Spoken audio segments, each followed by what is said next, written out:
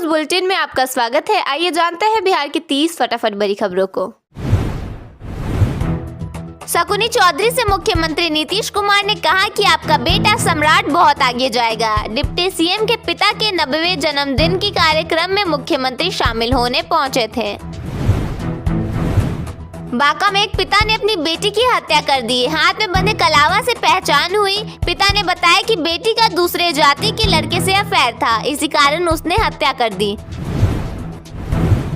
बिहार में तापमान में 3 डिग्री की गिरावट दर्ज की जाएगी और 10 जनवरी तक राहत मिलने की संभावना नहीं है। गोपालगंज में झुलसने से एक बुजुर्ग की मौत हो गई।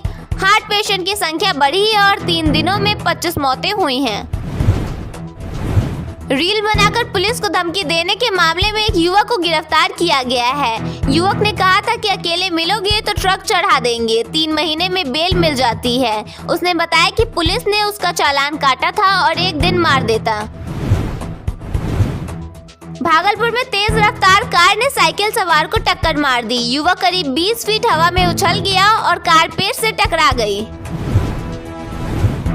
पटना में घर में घुसकर एक युवक की गोली मारकर हत्या कर दी गई। पेट में 3 गोली मारी गई। मृतक के भाई ने बताया कि आरोपी केस वापस लेने की धमकी दे रहे थे और 12 राउंड फायरिंग की गई। भागलपुर में एक दरोगा ने विधायक से कहा कि वो भगवान कसम खाकर कह रहा है कि उसने रिश्वत नहीं ली है। दरोगा का कहना है कि महिला गलत बयान दे रही है। मुजफ्फरपुर के एसएन सहाय कॉलेज में छात्रों ने हंगामा किया। परीक्षा में देरी और कर्मचारियों पर 500 वसूली का आरोप लगाया गया। छात्रों ने उग्र आंदोलन की चेतावनी दी है। रोहतास में शादी के नाम पर ठगी करने वाले गिरोह का पुलिस ने पर्दाफाश किया है। 5 लोगों को गिरफ्तार किया गया है जो उम्रदराज युवकों को निशाना बनाते थे। पुलिस ने 1,33,000 रुपए जब्त किए हैं। भागलपुर में एक युवक पर लाठी डंडे से हमला किया गया। सिर में गंभीर चोटें आई हैं। युवक परिवार के साथ रिसेप्शन पार्टी में जा रहा था, तभी रास्ते के विवाद में पड़ोसियों ने घेर कर हमला कर दिया। गायघाट में आग लगने से 4 परिवार बेघर हो गए। आग में एक बछड़ा और 3 बकरियों की जलकर मौत हो गई। इस हादसे में लाखों रुपए का नुकसान हुआ है। बांका फर्स्ट बर्थडे के दिन एक पिता ने अपनी बेटी की हत्या कर दी। मां और बच्ची का शव कुएं से बरामद हुआ। परिजनों का आरोप है कि पति दहेज के लिए प्रताड़ित करता था। बेतिया में 5 इंच जमीन के विवाद में एक महिला की हत्या कर दी गई। लोहे की खंती से धक्का देकर और लात घूंसों से मारपीट की गई। आरोपी वारदात के बाद घर छोड़कर फरार हो गया। पटना पुलिस का एक वीडियो वायरल हुआ है जिसमें एक युवक कहता दिख रहा है कि वह सम्राट चौधरी के यहाँ रहता है और एंटी बीजेपी है। पुलिस कर्मियों ने उसे थप्पड़ मारा और 10 गुना फाइन भरने को कहा। बिहार के 28 जिलों में घने कोहरे और 10 जिलों में हल्के कोहरे को लेकर अलर्ट जारी किया गया है। मौसम विभाग के अनुसार पश्चिमी विक्षोभ के सक्रिय होने से ठंड बढ़ी है। बिहार के सरकारी स्कूलों की तस्वीर अब पूरी तरह बदलने वाली है। अब यहाँ की बेटियां न केवल किताबों से ज्ञान लेंगी बल्कि मार्शल आर्ट के दांव पेच सीखकर अपनी सुरक्षा खुद करेंगी। इतना ही नहीं, स्कूलों में अब रिकॉर्डेड गानों के बजाय बच्चे खुद वाद्य यंत्रों की थाप पर संगीत सीखेंगे। मुजफ्फरपुर जिले में खरमास के बावजूद जमीन रजिस्ट्री ने सभी पुराने रिकॉर्ड तोड़ दिए हैं। नए साल के पहले 3 दिनों में ही 500 से ज्यादा प्लॉटों की रजिस्ट्री हो चुकी है। आमतौर पर सुस्त रहने वाला रजिस्ट्री बाजार इस बार पूरी तरह सक्रिय है और कार्यालयों में सुबह से शाम तक लंबी कतारें दिख रही हैं। बढ़ती भीड़ को देखते हुए राज्य सरकार ने रविवार और अन्य सरकारी छुट्टियों में भी रजिस्ट्री कार्यालय खोलने का फैसला किया है। रजिस्ट्री में तेजी की मुख्य वजह जमीन की सरकारी दर बढ़ने की आशंका बताई जा रही है। लोग रजिस्ट्री शुल्क बढ़ने से बचने के लिए शुभ अशुभ की परवाह किए बिना अभी रजिस्ट्री करा रहे हैं। बिहार के पटना जिले में 5 स्टार होटल का निर्माण होने वाला है। इसके निर्माण में लगभग 200 करोड़ रुपए खर्च करने की बात कही जा रही है। होटल के निर्माण को लेकर इनकम टैक्स गोलंबर के पास के होटल पाटलिपुत्र अशोक को तोड़ा भी जा रहा है। लग्जरियस फैसिलिटी के साथ 140 कमरों का निर्माण किया जाएगा। बिहार के ग्रामीण इलाकों में जमीन की कीमतों को लेकर बड़ा बदलाव होने जा रहा है। राज्य सरकार 13 साल बाद ग्रामीण क्षेत्रों की जमीन का सर्किल रेट बढ़ाने की तैयारी कर रहे हैं।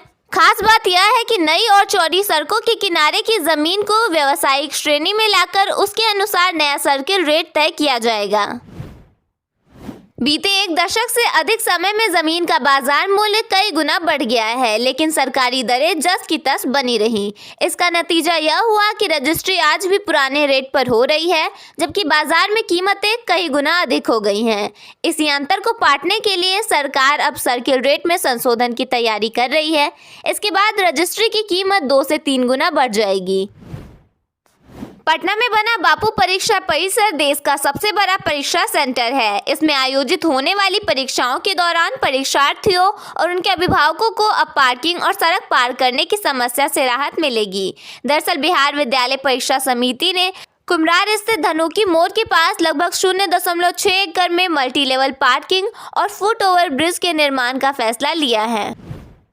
पटना में नलों से गंदा पानी आने की खबर सामने आने के बाद पटना नगर निगम हरकत में आ गया है। शहर के सभी वार्डों में जलापूर्ति व्यवस्था की सघन निगरानी शुरू कर दी गई है।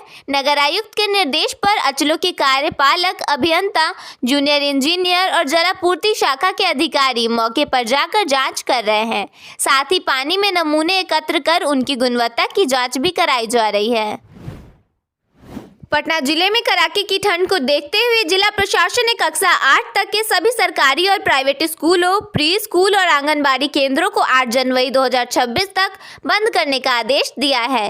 क्लास 9 से ऊपर की पढ़ाई सीमित समय में होगी, जबकि बोर्ड परीक्षाओं से जुड़ी गतिविधियां जारी रहेंगी। मधुबनी के ऐतिहासिक सकरी चीनी मिल को दोबारा चालू करने की घोषणा से किसानों और पुराने कर्मचारियों में खुशी है। मिल के फिर से चालू होने से गन्ना खेती, रोजगार और लोकल अर्थव्यवस्था को नई मजबूती मिलेगी। बिहार में कपकपी वाली ठंड का प्रकोप देखा जा रहा है। इस बीच मौसम विभाग की तरफ से 5 जनवरी को 25 जिलों में ऑरेंज अलर्ट जारी किया गया है। इस दौरान कोल्ड डे जैसी स्थिति, सर्द पछुआ हवा चलने और घने कोहरे को लेकर भी चेतावनी जारी की गई है। ऐसे में लोगों को जरूरत होने पर ही घर से बाहर निकलने की सलाह दी जा रही है। पहाड़ों की गोद में बसे राजगीर में अब पर्यटन के साथ क्रिकेट का रोमांच भी जुड़ने जा रहा है। अंतर्राष्ट्रीय मानकों पर बने राजगीर क्रिकेट स्टेडियम में जल्द घरेलू क्रिकेट की शुरुआत होगी। रणजी ट्रॉफी और अन्य घरेलू मैचों के जरिए पिच और आउटफील्ड का डेटा जुटाया जाएगा, ताकि मौसम और मिट्टी के अनुसार भविष्य में यहाँ अंतर्राष्ट्रीय मुकाबले कराए जा सके।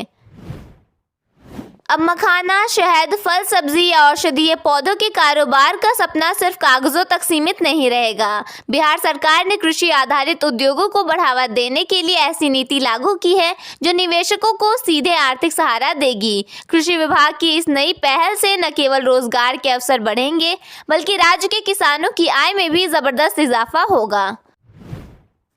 नई नीति के अनुसार न्यूनतम 25 लाख रुपए से लेकर अधिकतम 5 करोड़ रुपए तक की परियोजनाएं इस अनुदान के दायरे में आएंगी। इसका लाभ व्यक्तिगत निवेशक के साथ साथ प्रोप्राइटरशिप फर्म, साझेदारी फर्म, LLP और किसान उत्पादक कंपनी यानी FPC भी ले सकेंगी। इससे छोटे उद्यमियों के साथ साथ संगठित किसान समूहों के लिए भी उद्योग लगाने का रास्ता खुलेगा। बिहार के किसानों के लिए बेहद खास फैसला लिया गया है। राज्य में किसानों की अपनी डिजिटल पहचान होगी। दरअसल फार्मर रजिस्ट्री पहल से किसानों को सरकारी योजनाओं का सीधा लाभ पारदर्शी और समय से मिल सकेगा। ऐसे में किसानों से फार्मर ID बनाने की अपील की गई है। इस पहल को लेकर कई निगरानी भी की जाएगी। बिहार में घर खरीदने वालों के लिए बड़ी राहत। अब RERA बिहार की वेबसाइट पर एक क्लिक में पता चलेगा कि कौन सा प्रोजेक्ट भरोसेमंद है और किस बिल्डर का काम समय पर चल रहा है। निर्माण की रफ्तार, पैसों का सही इस्तेमाल और शिकायतों के आधार पर जारी रैंकिंग से खरीदार सुरक्षित फैसला ले सकेंगे। बिहार में स्कूली बच्चों की सुरक्षित यात्रा के लिए परिवहन मंत्री श्रवण कुमार ने सख्त नियम जारी किए हैं। सभी स्कूल वाहनों में GPS, panic button, speed governor और जरूरी सुरक्षा उपकरण अनिवार्य होंगे। नियम तोड़ने पर स्कूल प्रबंधन और वाहन मालिकों पर कार्रवाई होगी। जनवरी में विशेष जांच अभियान चलाए जाएंगे। ट्रेन की महिला बोगी में यात्रा करने वाले पुरुषों पर कड़ी कार्रवाई की जाएगी। इसके लिए एक स्पेशल टीम बनाई जाएगी। दरअसल तमाम कोशिशों के बावजूद महिला बोगी में पुरुष सफर करते हुए पकड़े जा रहे हैं। ऐसी स्थिति में यह फैसला लिया गया है।